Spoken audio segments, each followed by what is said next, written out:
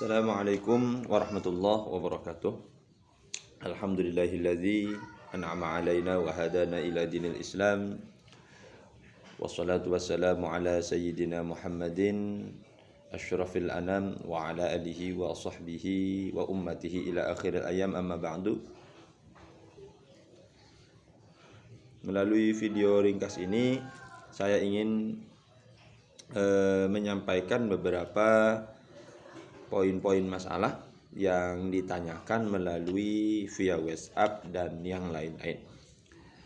Terkait masalah yang dipertanyakan tersebut, insyaallah Al-Faqir menyampaikan jawaban melalui redaksi-redaksi ulama yang disampaikan di dalam kitabnya masing-masing. Insyaallah ini bukan pendapat Al-Faqir pribadi, tapi ini pendapat ulama yang coba Al-Faqir sampaikan. Dan jika memang terdapat kebenaran di dalam apa yang saya sampaikan, itu mutlak dari ulama. Dan apabila ada kesalahan, maka itu memang mutlak juga atas kebodohan Al-Faqir dan kejahilan Al-Faqir. Mohon kiranya dikoreksi dan diluruskan kembali. Pertanyaan yang pertama yang masuk melalui via WhatsApp adalah, apakah mungkin seorang habaib itu menjadi murtad? Dan jika memang terjadi, ini poin-poin yang pertama tadi, dan jika memang terjadi, poin kedua, lalu apakah hilang status kehabaibannya dengan sebab kemurtadannya?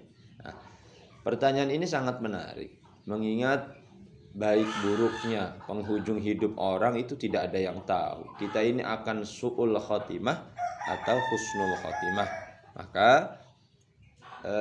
menjawab pertanyaan ini karena berkaitan dengan zuriyati Rasulullah sallallahu alaihi wasallam, saya buka kitab Fatwa Hadisiyah karangan Imam Ibnu Hajar, yang di dalam kitab tersebut menyampaikan beberapa hal. Salah satunya saya ringkas saja, jawabannya adalah seorang habaib jika memang sahih nasabnya bersambung dengan Rasulullah sallallahu alaihi wasallam, maka sedikit kemungkinan, atau bisa kita bahasakan dengan lebih jelasnya, mustahil akan terjadi kemurtadan.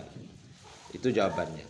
Dan jika memang, karena tidak ada yang tahu secara fakta, dan jika memang habaib ini melakukan suatu hal kemurtadan sampai akhir hayatnya tidak taubat, maka manfaat dari nasabnya, kehabaibannya ini tidak ada artinya, dalam arti kehabibannya dilepas, sehingga titel sadah dan habaib tidak akan menjadi manfaat apa-apa bagi orang yang bersangkutan. Wal'iyadzubillah. Itu jawaban yang pertama, saya kutip dari kitab Fatwa Hadisiyah. Lalu pertanyaan yang kedua, ini datang juga dari rekan kami melalui via WhatsApp. Ada sebuah pertanyaan, setiap bayi itu kan akan masuk surga, terlahir dari rahim muslim ataupun terlahir dari rahim orang kafir. Jelas, karena mengingat sebuah hadis, kullu mauludin yuladu 'alal fitrah. Nah, yang menjadi pertanyaan adalah, jika bayi itu terlahir dari non muslim, dari orang kafir, maka apakah wajib disalati atau tidak? Mengingat status bayi ini tidak bisa kita predikatkan sebagai orang kafir. Nah, ini pertanyaan yang menarik. Jika memang si bayi ini ahli surga, fitrah dengan agama Islam, walaupun lahir dari janin dan rahim orang kafir, dia tetap masuk surga. Tapi masalahnya, apa wajib disolati atau tidak? Nah, ini menarik untuk saya baca keterangannya. Saya coba buka ini kitab Al-Bajuri jilid awal halaman 466. Kalimatnya ini, Bajuri perlu diketahui dulu, ini karangan seorang ulama besar yang bernama Syekh Ibrahim Al-Bajuri. Ini ulama luar biasa. Syekh Ibrahim Al-Bajuri ini saya coba sedikit kasih gambaran dulu. Beliau ini seorang ulama ahli sunnah Syafi'iyah. Ini Syafi'i yang luar biasa karya-karyanya. Di dalam bidang fikih dia mempunyai kitab Hasyiah Al-Bajuri, menghasyiahi kitab Fathul Qorib. Di dalam ilmu tauhid dia mensyarahi kitab Jauharut Tauhid. Di dalam kitab lain, di dalam ilmu-ilmu lain seperti yang saya punya itu tadi, syarah dari kitab Sulal Munawwarah itu ada. Nah ini di dalam kitab Al-Bajuri jilid pertama halaman 466 ini kalimatnya begini. Coba kita ke matanya dulu biar gampang. Fathul Qorib, wa ammal mayyitul kafiru fassalatu alaihi haramun. Adapun mayit yang ini tidak bisa di zoom ya karena memang alatnya masih sederhana. Fassalatu alaihi haramun harbiyan kana auzimiyan. Adapun mayit yang statusnya kafir, maka mensolatinya hukumnya adalah haram. Harbiyan kana auzimiyan, baik mayit kafir tersebut berstatus kafir harbi ataupun kafir zimi. Nah, kafir kita bisa ketahui ya, status kekafiran itu secara hukum lokalnya, hukum globalnya itu ada dua, ada harbi, ada zimi.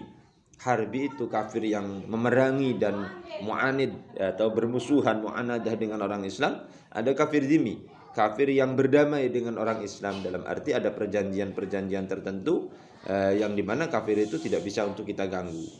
Nah, jadi mayit kafir itu zimi ataupun harbi haram untuk disolati. Nah kita baca syarahnya. Qauluhu harbiyan kana au zimiyan ta'mimun fi tahrimis shalah. Kalimat harbiyan kana au zamiyan ini menunjukkan sebuah keumuman haramnya untuk disolati. Fatahrumus sholatu alaihi mutlaqan shaghiran ghairu mumayyizin. Nah ini jawabannya. Fatahrumus sholatu, maka haram mensolati atas mayit mutlaqan secara mutlak umum, walau shaghiran, ini kalimat ghayah. Ay walau kanal mayyitu shaghiran, walau shaghiran, walaupun mayit itu adalah statusnya mayit anak kecil ghairu mumayyizin yang belum tamiz. Nah ini sudah menjadi jawaban yang sangat jelas. Intinya bayi yang terlahir dari rahim dan benih orang, dari rahim orang kafir, maka dia tetap fitrah tapi haram untuk kita sholati. Demikian Al-Fakir menjawab pertanyaan dari rekan kami. Semoga bisa bermanfaat, dan insya Allah dengan menyimak channel-channel ini kita semua mendapatkan berkah dari Allah Subhanahu wa Ta'ala. Dan semoga apa yang disampaikan melalui channel ini menjadi sebuah sumbangsi untuk kita semua untuk memperdalam ilmu agama. Dan apabila ada kesalahan, sekali lagi itu semata-mata dari kebodohan Al-Fakir, dan jika memang ada kebenaran itu mutlak dari Allah Subhanahu wa Ta'ala. Bisa disimak langsung dan dibaca langsung melalui kitab yang saya sampaikan. Sekian dan terima kasih. Sukses selalu. Wassalamualaikum warahmatullahi wabarakatuh.